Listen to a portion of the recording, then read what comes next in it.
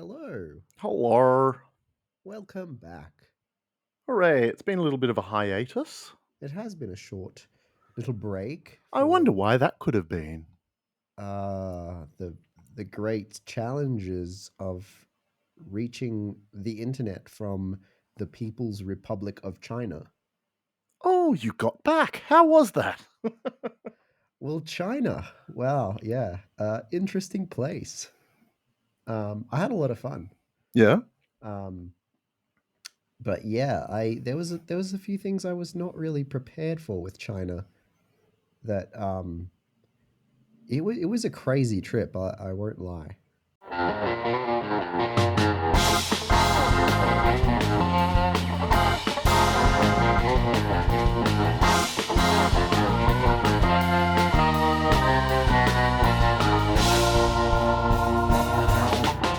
There's some highlights that you can look forward to in the vlogs. I can't wait to see them. What were the things that you didn't expect? I think the best way that I would describe Shanghai, if you've traveled any of Asia before, is it's almost a middle point between the hyper modern East Asia of like a Tokyo or a Seoul or something like that, with the um, chaotic East Asia of a big city in somewhere like Vietnam or Thailand. Right. It's got both that chaotic energy of just like motorbikes all over the place and everyone ignores the traffic signals and just goes wherever they want. And it's, you've really got to have your wits about you. But it is also like big and crowded. And yeah, it was not a place I'd go for a relaxing stay. Okay. But it it was fun. The parks that I went to were blew me away. Mm. I think the best thing about that trip was that I didn't know very much about any of the parks. Really, the only one I knew kind of what to expect was Disneyland. Everything else I was going in very blind. Um, so a lot of things came as a big surprise, and I really enjoyed that. Awesome. So I don't know how much detail you want to go into that, how much you want to save for the vlogs, Oh, but um, I'm not a yes. I'm not Marvel. I can Okay. I'm not gonna I'm not gonna I'm okay with some spoilers. All right. Um, So yeah, yeah, I guess let's go through it, like, sure. bit by bit. Um, Yeah, so I ended up going. My plan was 10 parks. I ended up doing 7. okay, that's still Um, respectable. yeah, I just got tired, and also it's Mhm. it's a it's a um, big trip, and I also started to feel just a little bit unwell, so I cut 2 days out of the trip, which would have been 3 parks altogether. But yeah, let's go through it. My first 2 parks were on the same day in Xiamen, which is the city that I stopped over in. Mhm. They have a resort there owned by Fanta Wild, or I'm not sure if it's Fanta something is the name of the company that owns those resorts, that has a water park and 2 theme parks, um, Oriental Heritage and Fanta Wild Dreamland. Um, and I so there's this company owns parks that are all like those same names, like all over China. Mhm.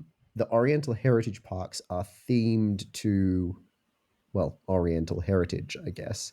Um, like very um, kind of Chinese mythology and folklore and cultural aspects as well, and they're like quite heavily themed.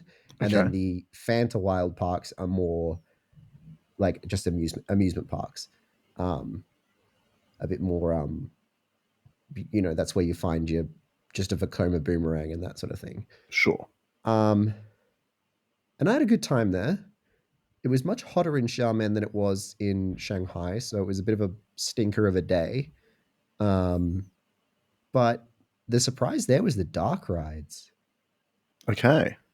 Though that Oriental Heritage especially, those dark rides were awesome for the most part. And if they weren't awesome, they were at least interesting in some way. Um, there was like what, 4 or 5? I think one of 4, 5, maybe 6 dark rides throughout the day, and all of them were either really really good or really really weird or both. Right. Um, yeah, super crazy quality dark rides. The coasters were I could take them or leave them, honestly. Um, so that actually both I think both of the two worst coasters I went on during the whole time in China were at those parks. Um, yeah, pretty average coaster quality, but the dark rides, yeah, astonishing. Did not go in prepared for that at all. There was one that was probably among the best dark rides I've ever been on at Oriental Heritage. There was one at Fanta Wild that was almost as good. There was this one that was like a knockoff of a 4D arm Right. ride, like those ones where you're in a gondola on the end of a 4D robotic arm. Like a Kuka arm attraction. Yeah, kind of like that. So it was like a tracked. How do I describe it? Imagine you've got your tracked dark ride vehicle, and then it has a maybe 6 or 8 meter tall, like vertical beam, and then on the top of that beam is a robotic arm that can tilt and move in every Yeah, like a Kuka arm. direction. Yeah, yeah, yeah. So you were like, 8, maybe even 10 meters off the floor, Right. and getting like moved around by this arm. Um, that one, some of the effects unfortunately didn't seem to be working particularly well, but like it was really weird and interesting just for that ride mechanism. Like so bizarre. Um, yeah, and then there was a really big flawless dark ride that had these huge ride vehicles that I literally counted. I think they could seat between 80 and 100 people per vehicle. Wow. Okay. It was like 10, it was 10 rows, and like the park was mostly empty, so it wasn't even close to finding out exactly how many fit on it. But I reckon you could fit 8 to 10 people sitting across each row. Okay. And it was just this huge trackless dark ride that went through all of these rooms, and it was going on for ages. And then it has this big finale where you come into this big circular room with a 360-degree wraparound screen, and then the vehicle parks itself on a revolving floor, and the floor revolves while you watch everything going on the screens. Awesome. So yeah, crazy parks, super crazy parks. A fair bit of copyright infringement involved in particularly those dark rides. I think I heard the How to Train Your Dragon music, the Right. Lord of the Rings music, I think was in there. A few, I have no memory of this place. the one that I told you was like one of the best dark rides I've ever been on. Mm. There was this great finale scene that was like the final battle, and it gave me chills. Like the way they did it was absolutely fantastic, but I just couldn't ignore the fact that I'm like, that's the How to Train Your Dragon music. That's I don't think that they're allowed to use that, but it was a really good dark ride nonetheless. Um, yeah, but yeah, like I said, with the coasters, that those two parks were the two big disappointments of the whole trip. Right. I didn't have wildly high expectations for Fanta Wild because all they've got is Mara Skyloop, Vekoma Boomerang, and a couple of Jinmar things, Sure. none of which were great. And then, but Oriental Heritage has a big Gravity Group wooden coaster, very similar to Leviathan, Oh, okay. and it was atrocious, Oof. so rough. Um, yeah, as in it changed my whole perspective on how bad wooden coasters can be. I really had like my perspective before was like, oh yeah, rough wooden coaster, like the worst bits of Leviathan or some of the bad bits of Cuchulainn, or Tonnerre de Zeus is very rough. No, I had no idea. Oh my god, it was awful. Um, yeah, pretty much unenjoyable after the first drop. Oh, right. Okay. Just That's, yeah, no good. every everything beyond that was, regardless of whether it was like a good element or not, everything after that was just totally unenjoyable because it was too rough. Right. Um, so yeah, that was those parks. Um, and then I flew to Shanghai the next day, and the day after that started the trip at Happy Valley, Yeah. um, which I was very excited for because they're another one that's a big franchise across all of China. And I was very wrong about what they are. I thought Happy Valley was kind of like the Six Flags of China. Like, Well, you'd think so. It's like a big chain of them, so yeah, it's a big fair chain of assumption to them, make. big chain of them. And the thing that I know the most about them is their coasters. Like, they tend to have, each Happy Valley park has like maybe a B&M or two, a couple of like big coaster models that will be relatively well known around China. Like, it very much gives me the same vibes as what like a Six Flags Great Adventure does for the US, where you're mostly there for the coasters. Um, Right. yeah, no, I was very wrong. It's a very well themed and presented park. Very pretty. Very a big focus on performing actors and like street performances and stuff like that. There was like a whole New Orleans themed area that I thought was really cool. Um, the best area was this like Himalayan kind of themed area. Hmm. So pretty, so good. Um, yeah, so gorgeous park, except for this one area outside of Wooden Coaster Fireball, which I thought was just a bit of a clusterfuck. Okay. Just yeah, like the flat rides that they'd chosen were very like bright carnival trailer model kind of aesthetics. Right. And then the queue for Wooden Coaster Fireball was also pretty ugly. So it was like just not a very good first impression. But yeah, so their big three coasters there are Blue Moon Speed, which is a clone or a near clone of Kawasemi, which I know you've been on, Yes. um, which was definitely my favorite of the day. Yeah. That's a good ride. It's It got very some punchy. great airtime on that. Yeah, the middle section for me was the best. Mm. And once I got a seat closer to the front, the first two airtime hills as well hit really hard, and the positives off the first drop are great. Right. Yeah, I thought it was fantastic. Mm. Yeah, the positives on that off that first drop it was grey out material. Yeah, yeah. I found it was much better in the front than the back, but See, we didn't get a chance to get in the back, like I hmm. don't think from memory. Because yeah, Heidi told me that because Tobu Zoo's not very busy and that their policy is they fill from the front or something like Yeah, that. something Yeah, to that effect. yeah, But so we got in the front. I think first go.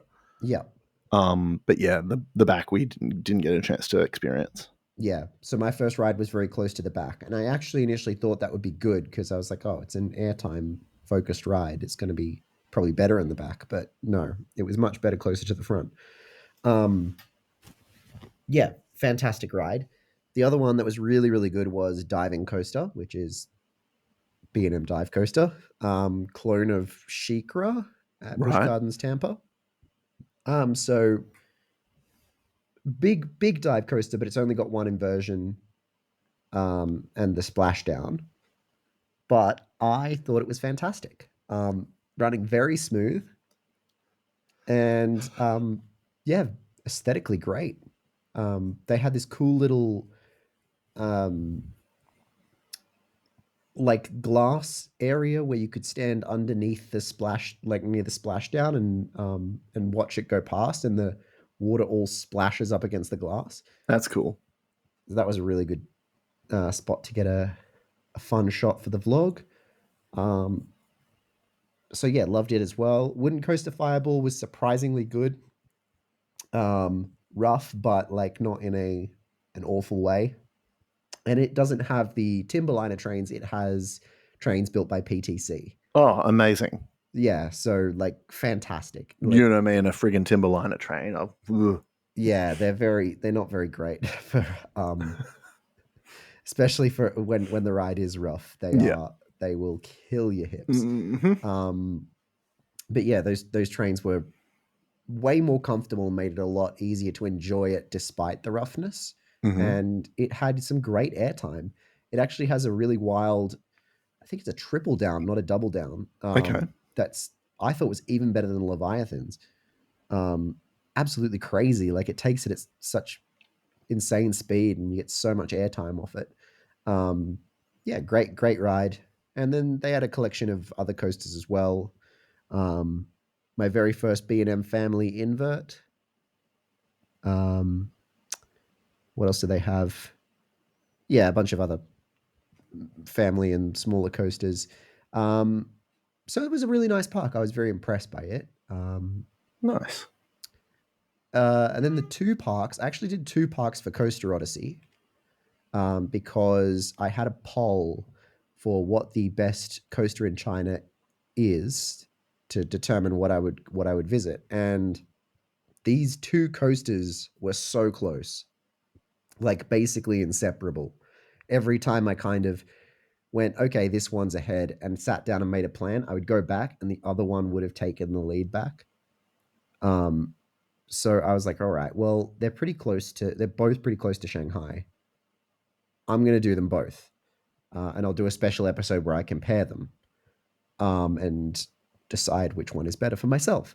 I did Suzhou Amusement Land Forest World for Beyond the Cloud, which is Mark's tallest and fastest launch coaster and their fastest coaster overall, I think. Yeah. Um, so that was the first day, and the second day, obviously, I went to China Dinosaurs Park for Dinoconda. Yeah. Um, Beyond the Cloud is very good. Oh, it's I I was having this kind. It's not a debate, but like a Heidi kept telling me that my expectations were too high, Right. that she didn't think it looked that great, and I kept saying I think it's going to surprise me. I think it's going to be really really good. Um, at first, I after my first ride, I almost had to send her a message and say, "Yeah, you are right," because I didn't think it was that great. Sure. But I was on the first train of the day. Okay. Um, so I don't think that it was quite warmed up yet because I went back later in the day for re-rides. My second ride of the day, I got front row. I was like, oh yeah, if nothing else, I'll have a front row ride. This will be pretty cool. One of the best laps I've ever had on any coaster. Just blew me away. Absolutely, what a ride! So if you haven't heard of it before, I recommend going and looking it up. I know Theme Park Review recently did a POV of it. It's it's a Mark launch coaster. It's 200 feet tall, um, and it's got this very compact, narrow layout. Like it's you launch straight into the 200-foot top hat, and then it dives into what is apparently the fastest inversion in the world. It's a inline twist, like straight off the bottom of the top hat. So you're probably at the top speed, like nearly 130 k's an hour, going through this inline twist, and then big old half Immelman, and then a an airtime hill into a cobra roll, and then a vertical loop, and then a couple of airtime hills, and then you hit the brakes. So it's like it's all in this very narrow plot. It just slaps every single element except the Cobra roll. So good. So good. Ejector airtime. The launch really surprised me. I didn't think it would be that great because Mark are usually like pretty, their launches aren't that great. Mm. This one, I was so intrigued by it all day, like trying to figure out how it's different. Um, First interesting thing I noticed, it must like use a whole lot of power or something because they have a cooling system on it. There's like almost aircon that runs the whole length of the launch track and blows cold air onto the LSM fins just before the launch starts. So they must be working so hard that it's like at risk of overheating. Um, Wow. yeah, because you hear just before the launch, you hear like that this startup sound, and then you can hear like this like buzz of the air being blown onto the LSM fins. Wow. Okay. But then the actual launch itself, the initial kick is quite slow, like what you'd expect of Mark. But then, like a second and a half later, there's a second kick. So I think it must be like the first kick is just to get the train rolling, and then it really hits. And that second kick is just face melting. It's absolutely awesome.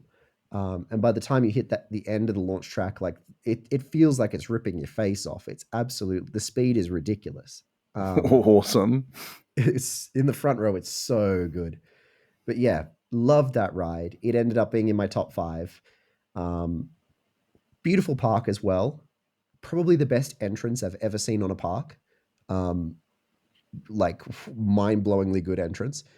Um, and they had another coaster there, which is a Jinmar tilt coaster. So like a Jinmar rides knockoff of a Vekoma tilt coaster, and it was surprisingly good. I thought it was all right as well. Bit forceless, but like smooth and fun and good layout. Nice. So I was pleasantly surprised by that park. Then I went to China Dinosaurs Park, and that park, wow, it's something special. It's the theming there. It is a treat for the eyes. It really is. There's this whole section in the middle that's themed to this big canyon, and as you walk through, you just everywhere you look, there's something going on and some sort of spectacular theming. I actually had a real lot of trouble getting shots for it because some of the shots almost felt too crowded with just there's so much going on that I'm trying to capture in an appropriate amount of detail. And Wow. I Okay. just don't know where to look. It was mind blowing. Um, I loved that park, and honestly, I would have spent more days at that park because not because there was a lot to do, but just because it was like I feel like there's stuff that I kind of just looked at and took a shot of and went, okay, I've got to keep going. It's like there's so much to kind of take in and appreciate. Um, but yeah, I was there mainly for Dinoconda, my first fourth dimension coaster. Oh man. Wow. I they're first of all, I will say I have never been absolutely shitting myself before getting on a coaster as much as I was. I was really scared. Um, and I think after riding it 3 times, rightfully so, I think I have a rightful fear and respect of that coaster model. They are they are terrifying. Um, it's uh, I I I think the best way to describe it is skydiving in a washing machine. Right. Okay.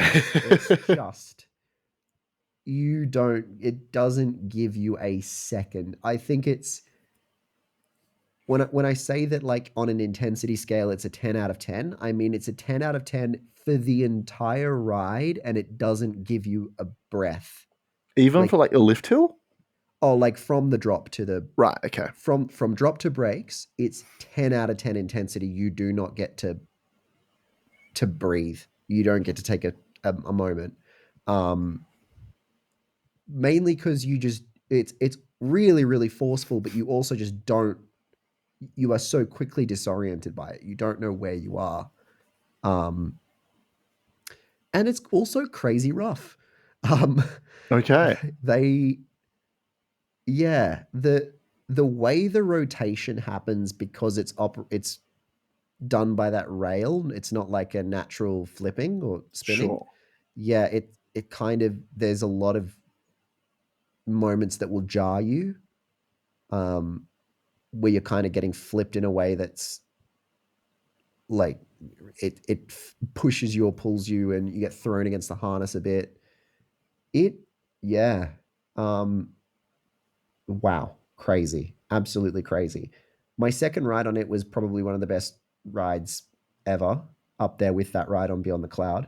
Um, just I got the last row outside seat, and it was like DC Rivals backwards kind of energy, like Wow. Okay. just like it, pulling you through the elements.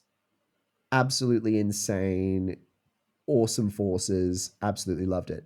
My third ride on it, it actually like got me. It threw me around so much. I hit the brake run with a splitting headache. Oh, My neck was sore as well. I thought I was going to be sick. it probably gave you a mild concussion. It very well could have, because I do remember the ride, like the ride being um maybe just because of the seat I got or whatever, it did like feel a lot more rough, and like it threw me around a lot more, and like it's not head banging because the restraints aren't really there in the way of your head, but like really rough moments that felt a lot more jarring. Um, so yeah, I hit the brake run, and I was not well on that third lap. Oh, you I poor thing. I don't hold it against the coaster so much. I think You just put your body through a bit I just much for that day. I really did. I put myself through it, really wanting to get some laps in on that ride, and kind of just maybe underestimating how much it was taking a toll, Yeah. with that level of intensity. But look, it's a great coaster. It really is a great coaster. It's not a coaster that you'll enjoy if you need a ride to be glass smooth. It's not a coaster that you'll enjoy if you are not into intensity. If you prefer like your more graceful coasters, Hmm. you're gonna hate it. Right. Um, but if you are like me in a way where something that is just so intense is gonna be right up your alley, Yep. um, it'll blow your mind. It's crazy. It's absolutely crazy. Not for Um, the faint of heart, by the sound of things. Definitely not. Yeah, I would say by far the most intense coaster I've been on. Like, yeah, I'd say to even get into the realms of that level of intensity, you have to be talking about something like DC Rivals backwards. Like it's just unreal. Mm. Um, so yeah, highly recommend it. Um, but go in warned that it will not hold back. Also beautifully presented coaster as well. Lovely park. It has a dinosaur museum as well. So if you are a dinosaur fan in general, you'll probably find this park really endearing and also really fascinating. And it was very easy to get to. So Okay, cool. yeah, like obviously I was staying in Shanghai, literally intercity train to Changzhou, and then like two metro stops and a 5 minute bus. Oh, easy. It's like right there. You could probably walk it if you wanted to from the metro station. Mm. It's really easy. Yeah, so it was lovely. And then obviously last two parks I did, Shanghai Disneyland and Shanghai Haichang Ocean Park for a couple of hours. Okay. Shanghai Disneyland, I was having a ball because I haven't been back at a Disney park. I haven't been at a Disney park in 10 years. Yeah, I was going to say, I wasn't sure if you had been to many Disney parks. I've been to Tokyo Yep. 10 years ago. Before I was a theme park enthusiast, but I was not like the level of theme park enthusiast that I am today. So it was more of I would have considered myself going in as just a member of the general public and Sure. having a good time. So this is the first time I've been to a Disney park as like a big theme park enjoyer. Um, and yeah, I had a great time. I really didn't think Disney would be so much my vibe, and I still think it's not. I think it's a bit like it's your day is going to be affected by just how crowded it is, as just virtue of the fact that it's Disneyland. Um, and I find that a difficult. It's something that I can find very frustrating and Okay. overwhelming. Long queues and people, with no spatial awareness and that sort of thing. Like it's Yeah, very. I would have a very short temper with that kind of thing. Yeah. Oh, it was really bad at Disneyland. Like the amount of people that just stop in walkways, or they stop to take a photo like right in front of you. Oh, Just no awareness at all. But the lines were not that bad actually. I was really impressed with the efficiency. Um, they were excellent at their operations. Tron surprised me. okay. I didn't think it was going to be that good. I was very pleasantly surprised. It's still a bit short, I think, Okay. but it's punchy and it's fun and it's smooth. I love the motorbike restraints. Maloney's Coasters 2025. Um, I actually really like the restraints. I don't think that they'd be for everyone because they are still a little bit like, Restrictive. yeah, like definitely. I I haven't kind of sat down and analyzed and thought about it enough to figure out who they would be restrictive for, but like just because of the way they're designed, there's someone that isn't fitting into that very well. I Fair. just haven't figured out who. Okay. Because it is complicated. Like it's a complicated mechanism. It's much easier to understand than motor coasters, and it's quite self-explanatory to put on. Okay. It's just like it's not a lap bar or something like that. It is going to be it's going to be someone who's going to find it uncomfortable. I thought it was pretty comfortable. Um, and yeah, great theming on it as well. Seven Dwarfs Mine Train, similar thing. Didn't think it was going to be that good. Found it super endearing and cute. Um, Loved the mid show on it. Absolutely fantastic animatronics, and just really really cute. And then yeah, I rode a couple of dark rides. I skipped the RC Racer clone because it had a 90-minute wait, and I was not doing that for a U shuttle. Yeah. Um, and I went on Pirates of the Caribbean, which holy shit was the best dark ride in history. Um, so good. It's I didn't realize that Shanghai has like an updated different version. So how Um, different is their one to, like, say, the Tokyo one that you would have been on before? well, I didn't go on the one in Tokyo. Oh, okay. So hang on, I'm looking up the Battle for the Sunken Treasure is the name of Okay. the one in Shanghai. It is a magnetic powered dark flume ride Right. with revolving boats. So I think that's where the magnets come in. Is that it's not just like there's a spinning mechanism on the boat. Like the magnets are come into play and actually turn the boat during the flume. Okay. So it's like you turn 360 degrees. There's backwards sections. It's really like it is high tech. And there's like there's like a room that is 360-degree projection all around you that gives the illusion that you get dragged under the ocean, down into these shipwrecks. Worked insanely well, like actually really gave that illusion quite convincingly. Um, this awesome scene where you're in between two pirate ships that are having a cannon battle. Great animatronics, some awesome effects, and like little details as well. Like when you rise back up out of the water, there's a pirate ship that's right nearby, and it actually like you get splashed a little bit from its wake. It was just insanely technically complex and really like the scale of it was so impressive. I thought they executed it so well. That's cool. Um, I didn't expect that because I didn't. I like I said, I didn't know that their Pirates of the Caribbean was different. It's part of the reason that I was like, oh yeah, actually, I'll go on Pirates of the Caribbean because, like I said, I didn't go on it in Tokyo. So initially, when I lined up, I thought I'm lining up because this is a classic Disney ride that I haven't been on. Mm. Um, and I kind of only realized, like, I half thought about it when I saw that it had the subtitle, "The Battle for the Sunken Treasure," and I think I only realized like halfway through the queue I was like, oh, this is a different ride. But yeah, I do not regret that for a second. It was amazing. Awesome.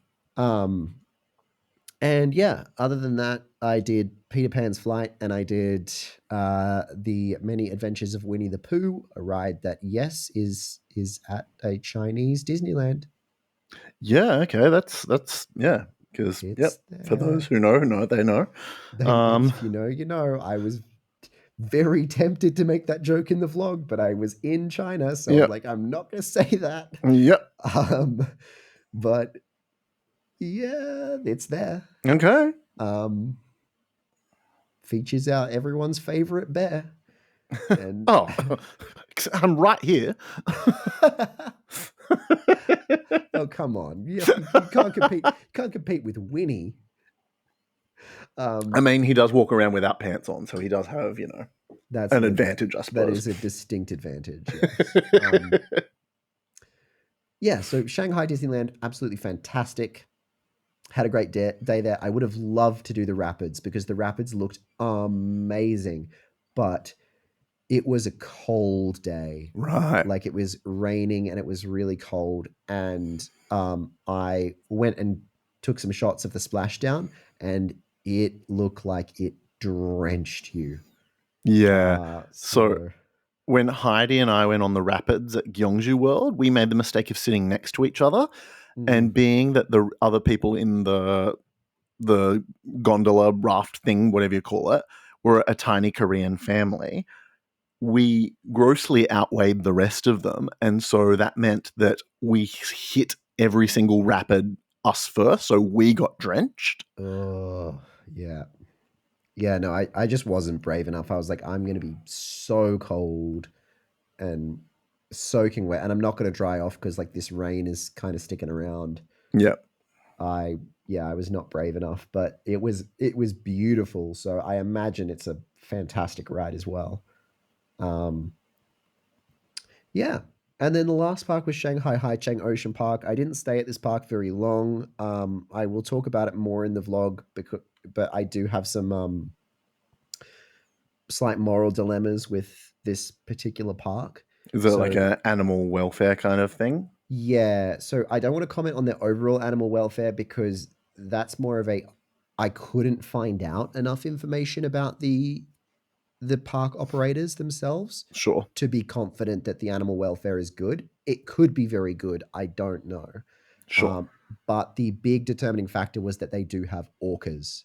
Yeah. Okay. So it's like a Um, blackfish, that kind of thing. yeah, I don't fundamentally agree with having orcas or killer whales in captivity at all. I Hmm. don't think that there's any reason to do that. I think for a lot of animals, it can be beneficial for rehabilitation or rescue or even just for research, and that those animals can live healthy and fulfilling lives in captivity a lot of the time if done well. But the sheer Um, size and like yeah, habitat needs of an orca yeah, like orcas. aren't easy. Aren't You Yeah, can't they sustain captivity. I believe they migrate like thousands of kilometers and stuff like Yeah. that. So it's like you and I believe also the stats speak for itself when you look at life expectancy Right. in captivity versus in the wild. So I just don't think I'm all for humans intervening and finding ways to rehabilitate, rescue, and do research on orcas, but I don't think that captivity is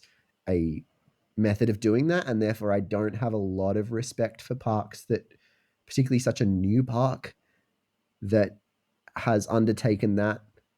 It's not like a situation where they've had the orcas for a long, long time and then found out or Yeah. like kind of been made aware of those issues. They're a very new park. So it's like I don't have a lot of respect for that. I don't think that they could have been doing that with good intentions, really. So yeah, I chose not to really do very much at the park except for the coaster that I was there for, which was Steel Dolphin, Hmm. which is their Intamin Blitz coaster. Oh, it's not quite a Blitz. It's more of a family thrill um, LSM launch coaster. and it was good. All right. It's punchy. It's got a couple of moments of just straight track, particularly the first time you cross the river. Okay. It does like less than nothing. It's just straight track, but Oh, okay. there are a couple of really punchy ejector airtime moments as well. It was smooth. It was pretty fast paced. I thought it was pretty fun. I liked it. Nice. Yeah, that was China for me. So, of the parks you went to, were there any parks that were more of a hassle to get to than it was a decent payoff? Ooh, well, not out of the ones that I went to, but when I mentioned that I cut 3 parks, that was a determining factor in one of them. Right. Joyland. Okay. So that was one that I was not going to cut. I cut the Wuxi Sunak Land and Oh, HB Rishi World. Sunak land. Yeah, I know. I was looking forward to making that joke in a vlog so much. I cut that day pretty willingly because I realized I was getting tired and my feet were getting sore. And I was like, yeah, look, yeah, I need a day to just do not that much. Um, so I cut that pretty willingly. Joyland was the last day that I was gonna do, and so I started looking into right, what intercity trains do I need to buy tickets for, all that sort of stuff to get prepared for it, and it was gonna be a hassle and a half. Because I knew it was in Changzhou, which is the same city as China Dinosaurs Park, so I didn't think it would be that bad because it's like an hour by intercity train from Shanghai. Okay. And for China Dinosaurs Park, like I said, it was then just like 2 metro stops and a quick bus. Sure. So I thought, if it's a similar situation, that's easy. No, no, no, no, no, no, no. Right. Long, long, long, long train ride from the center of Changzhou, and then probably have to get a taxi from that last train stop to the park. So it would have taken me several hours to get there. Okay. Um, and that was the final nail in the coffin of going to Joyland because I was already like, I am pretty tired. I am pretty fed up, and I would like to just do some lazy sightseeing for a day. Hmm. Um, and so when Joyland was one of the last days coming around, and then I saw that, I was like, nah, I'm not doing that. I'm not getting up at like some ridiculous hour to get on an intercity train and then getting back home late as well. Yeah. Like, no, it's not going to happen. But out of the ones I went to, I think the biggest hassle was Suzhou Amusement Land Forest World Okay. because that was partially my own fault. Suzhou has 2 intercity railway stations, and I got off at the wrong one. Right. Okay. So then I had a bit of a hassle getting to the park from that station. If I'd gotten off at the right one, it would have been no dramas whatsoever. Um, yeah, China Dinosaurs Park was easy. Shanghai Disneyland was a quick taxi ride from my hotel. Same with Haichang Ocean Park. So actually, one of the biggest hassles might have been Happy Valley, despite the fact that it's the one of the only ones that's in Shanghai. It's on the other side of Shanghai from where I was staying.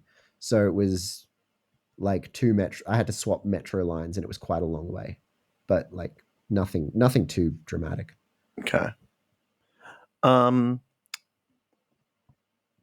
What? So, where are my words?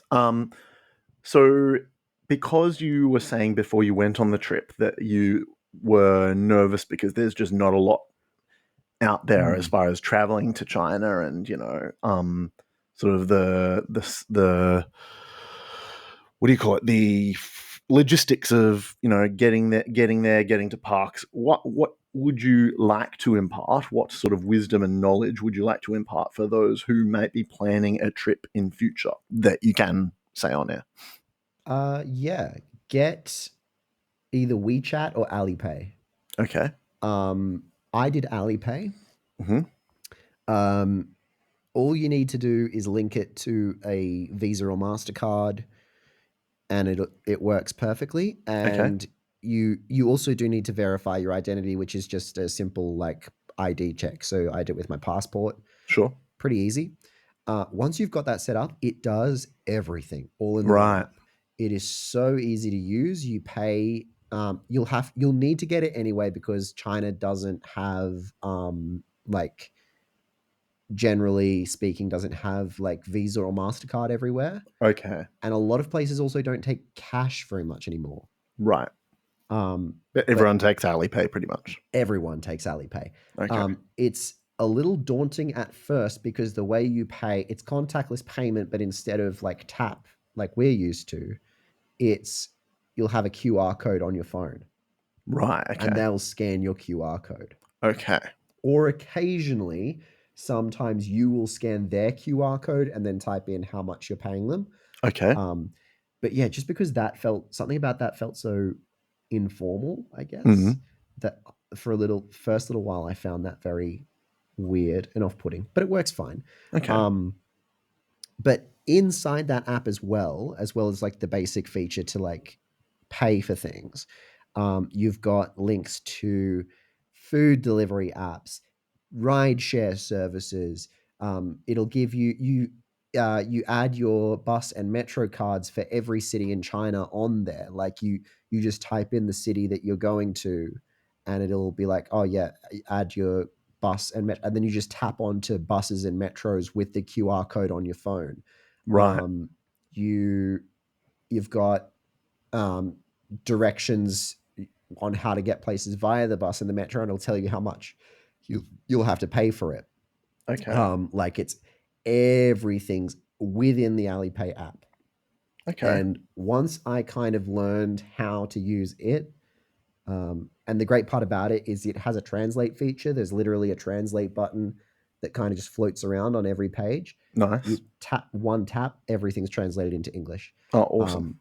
And it's yeah, very, very easy to use. It took me like a day or two to kind of figure out my way around it. And yeah, after I knew how to use the Alipay app, I didn't have very much trouble. Pretty much the only time that I kind of goofed up with getting to the parks was that time that I got off at the wrong train station in Suzhou, Right.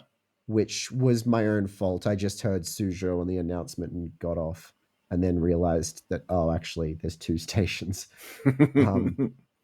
So yeah, thankfully it wasn't that much of a hassle after that. I figured out how to get there. It just cost me a little bit of time. But as a non-Chinese speaking tourist, how did you find getting around in general? Yeah, pretty not that hard. Like it was daunting definitely at first. The other keep in mind, if you are an Android user, Hmm. Apple Maps is actually the best in Really? China. Yeah, Google Maps won't work at all. Okay, I You won't figured. even be able to open it. But But Apple Maps will. Apple Maps, yeah, works a charm. Okay. I thought it actually was really really good. Um, yeah, it does sometimes Apple Maps does sometimes get a little confused, but it is accurate and it works. Right. So yeah, I think it's something to do with maybe something about the internet connection in China is makes your location a little bit scrambled or something like that. Okay. So it can sometimes get a bit confused about where you are or what you're trying to do, but like the directions it gives you are all accurate and everything works fine. Um, so if for Android users, you may just have to find an alternative because I don't know what would work for you. I used Apple Maps the whole time. Sure. And yeah, other than that, people don't really tend to speak very much English. Yeah, I figured as much. But I don't think I had that much.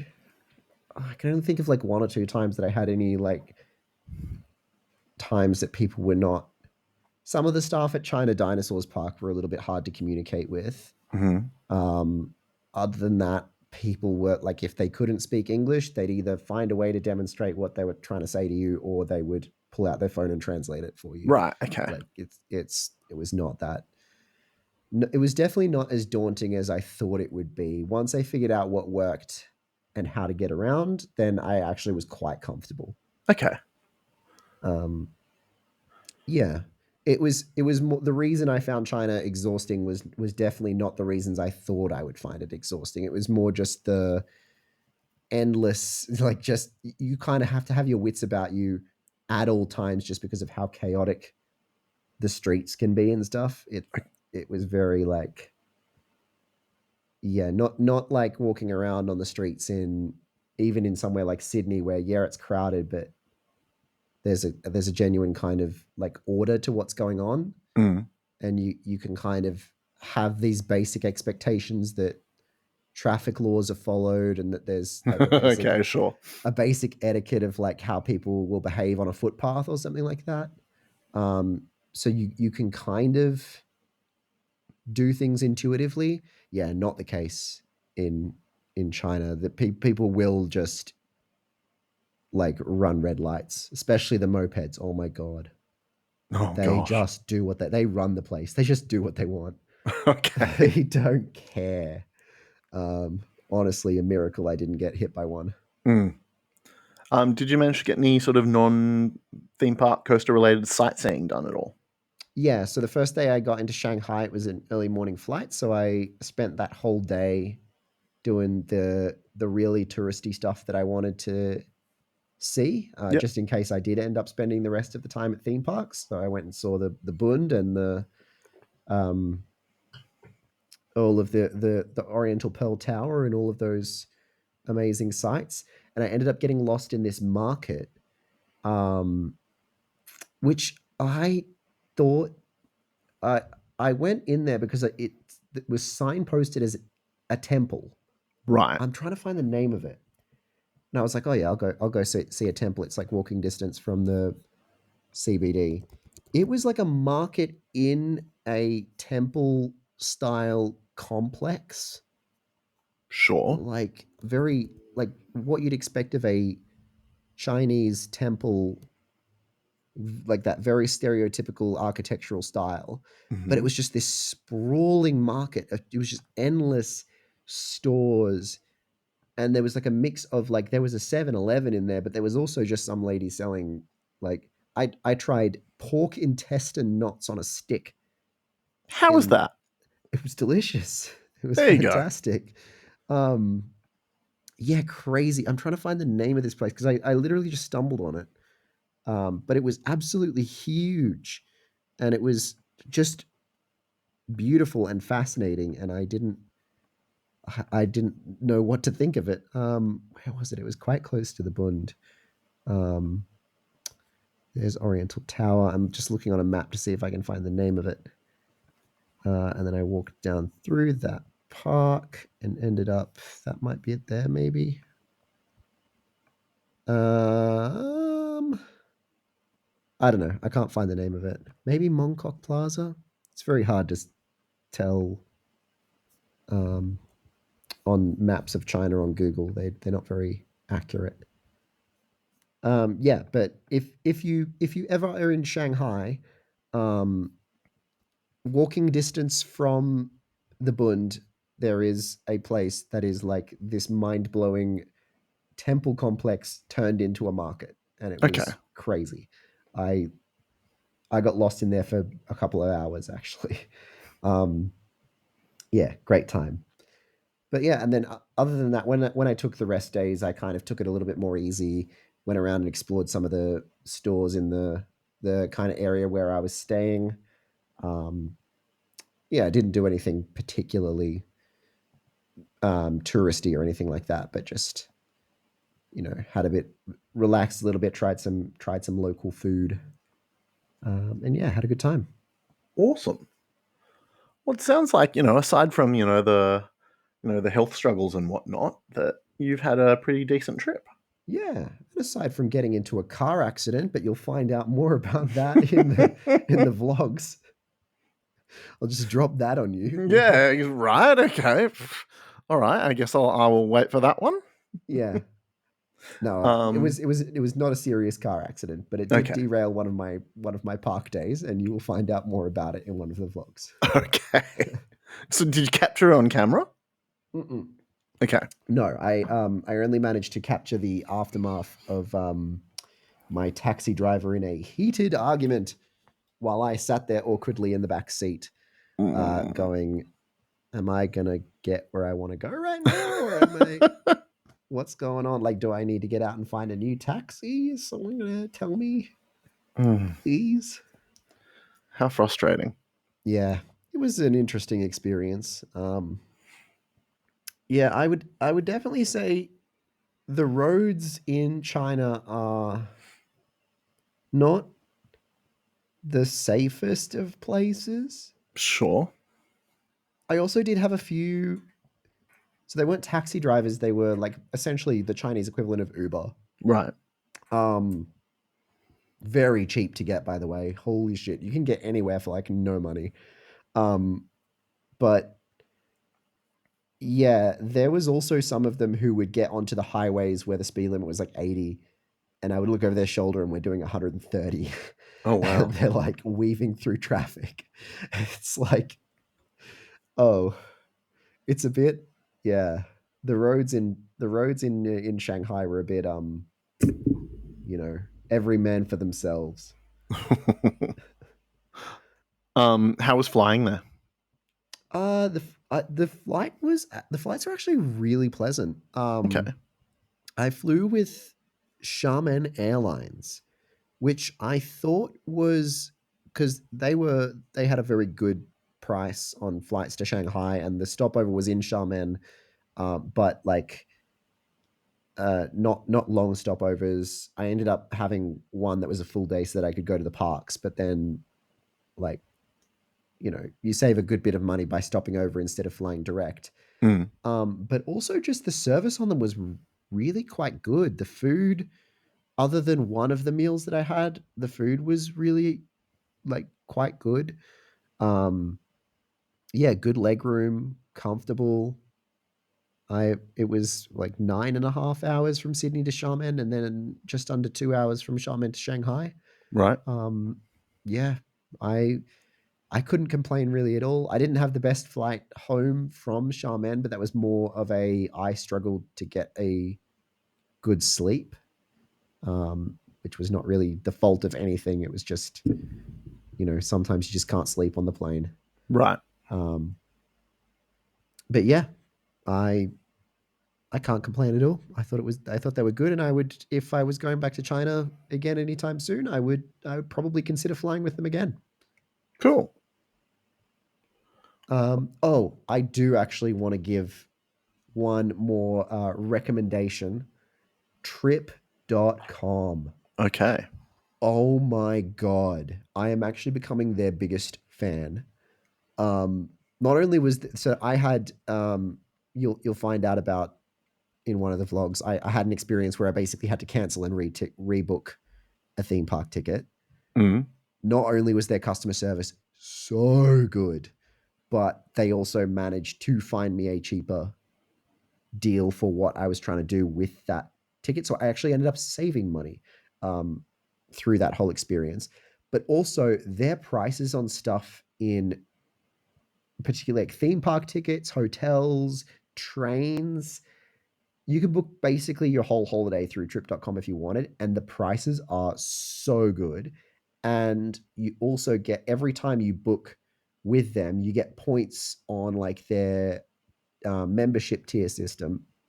And through the course of this trip, I've gone up to now diamond or platinum or something like that. Nice. And I've got stuff like a free VIP lounge stay in an airport.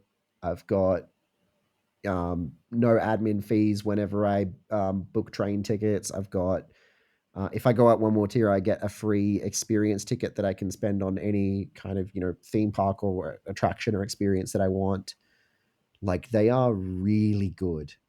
So not Spawn, but with the experience I know that I used them a fair bit in Europe as well, but this trip has completely sold me on them.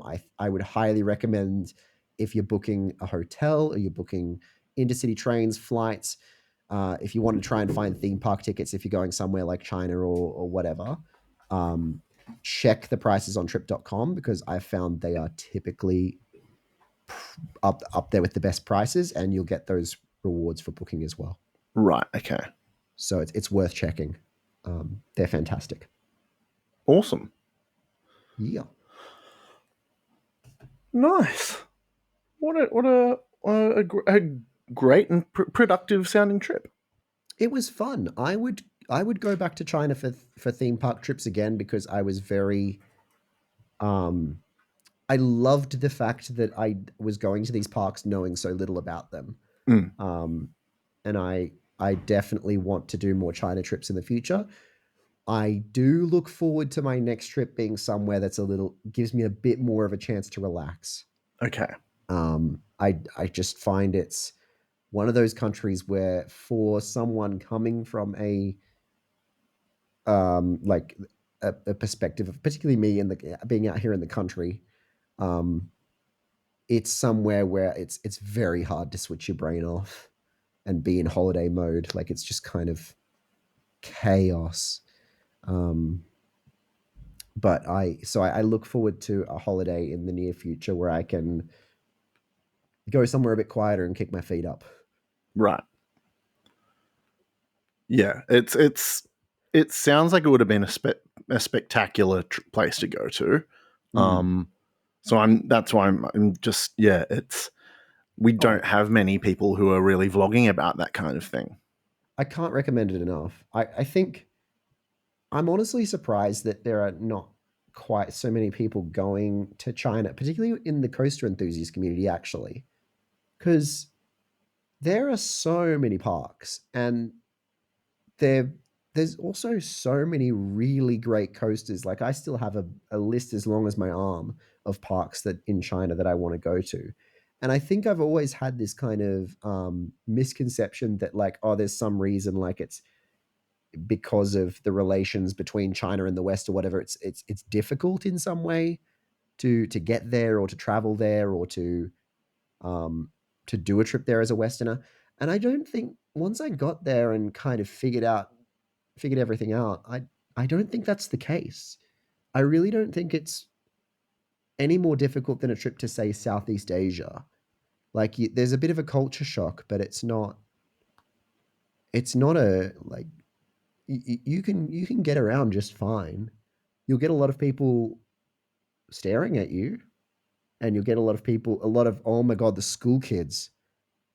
The school kids will all want to practice their English with you. Oh, Every really? last Okay. every last one of them. Oh my god. At Suzhou, I spent like half the day fending off school kids who wanted to give me gifts and practice their English and go on rides with me. And like they were obsessed. It's like literally the moment I walked in the park, I had a crowd of them following me around shouting, hello, hello, Oh, hello. They were funny. It happened less at some of the bigger parks because I think they're more accustomed to seeing foreign tourists there. But because this is a kind of smaller, out of the way park, I think they were like, "Whoa, what's that guy doing here?" Um, but yeah, that's like I didn't think it was particularly difficult in any way to get to or to travel around China. I certainly think there were some elements of culture shock that I personally found difficult, but I don't think that it's any different to doing a coaster trip in like Korea or anything like that. You just got to kind of know what works and like, maybe you have to adjust a bit because certain map apps don't work or whatever, but okay. um Well, yeah. if I manage to handle Korea fine, then it Yeah, sounds like I would say China in my experience of China versus Korea, like Korea's a bit um I guess it sounds like I'm denigrating China, but Korea's a bit cleaner. okay. Um, like there's this particularly in Shanghai, the smogginess does play an element in like how quickly you fatigue and stuff. Um, and it's kind of constantly there, but I found them quite similar, like similarly reliable metro systems that are easy to use and get around. It's similarly easy to get like a taxi or ride share. Similar challenges in terms of some of the apps I would typically use don't work, so I have to learn to use this one instead. You know, a, a lot of it reminded me of Korea. Okay. Um, yeah, I would say slightly more challenging in some ways, but I don't think it was that difficult. And I definitely think if you're someone who's a coaster enthusiast who is fascinated by the Chinese parks that have this air of mystery about them, go, go. You'll have a great time. And the that air of mystery that the Chinese parks have about them is actually what I found the best about this trip. Because I walked in and there was something, at least one thing at every single park that just blew my mind so much it made my day. Because I didn't know it was there. And I was like, that's so cool. Nice. Back home, have we heard any news on Scooby-Doo and or the Big Banana Coaster opening times? Oh, Scooby, I know that Movie World have been dropping some teasers still Yeah. on socials, which I've missed a couple of because I was not in the country. But I believe one of their more recent ones showed some of the OG animatronics um, in the background. Okay. Um, so I believe Dane's Theme Park Life did an analysis of it where you could spot some of the original animatronics and the original kind of practical set pieces um, kind of in the background of this Instagram reel that they posted.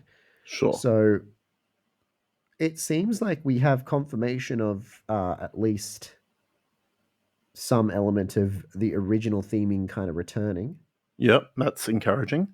which is very good. Um, but The, I don't think that there.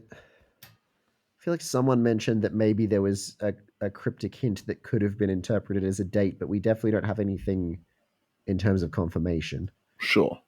Um, yeah, Big Um, Banana, I have not heard anything. the last I can find is a video of the track mostly constructed, and that was taken on October 23rd. And that's on Right. their Facebook page. I had been hearing that they were trying to have it open for December, Yeah. but I don't think that they've posted anything that has really led me to believe that was more than just speculation. Their caption is the plantation coaster is coming together fast and finally taking shape through the hills and banana plantation. Our tradies have been hard at work piecing it all together, and it is looking more incredible every day. Stay tuned for more updates as we get closer to the grand opening. This one is going to be big. Exciting. It is quite big. I mean, looking at that video and knowing the park, that's it's not a huge alpine coaster, but it's pretty big. Yeah. Um, yeah, I'm hoping it's open for December. If it's open in December, I might duck down there for a weekend. It's just Yeah, I think I will too. it's like a 2.5 hour drive for me, so I'll probably just get in the car and go down there on a Saturday or something. I'll probably just go to see if I can get my status credits up. Because yeah, my review time is at like the 18th of December. So fingers Hmm. crossed. I'm hoping December. Yeah. Um, King Claw looks fantastic. Isn't it The just? the entrances all come together. I love the new entrance sign. Um, One of my favorite creators on Instagram, Oz Thrills, sorry, noticed that they have started implementing a consistent style of wait time sign Okay. across all of their new attractions.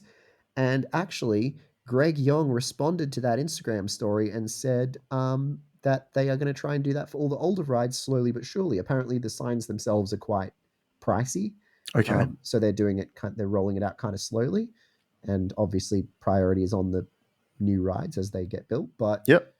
I actually really agree that it looks very clean. It's the same style as what they've got on the Dreamworld Flyer and on Jungle Rush and Murrissippi Motors.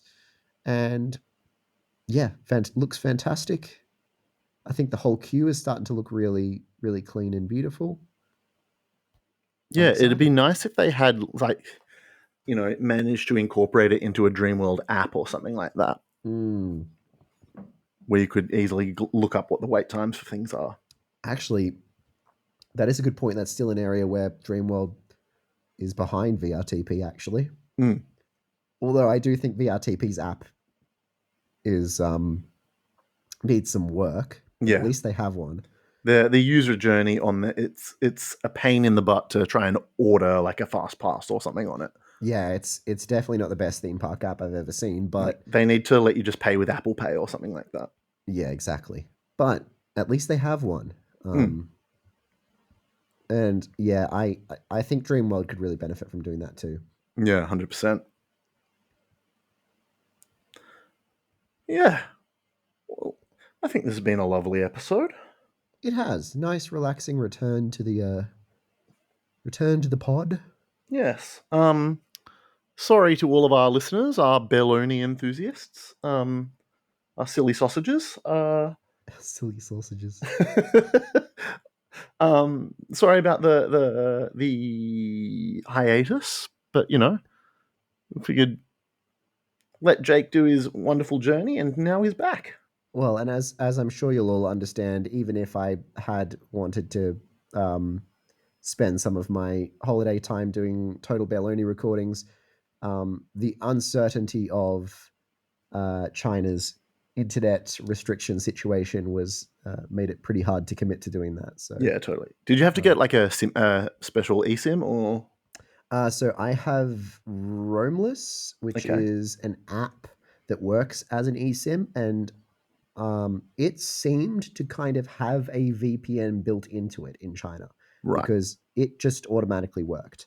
Okay. So whenever I was on my data, I had everything I needed.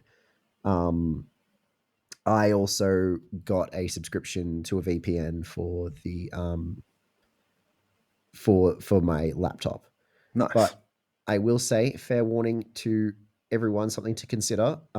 If you go with one of the popular VPNs in China, it is illegal for a VPN not to like give the CCP its all of its like backdoor access into its app and everything, which means that most of them actually don't work.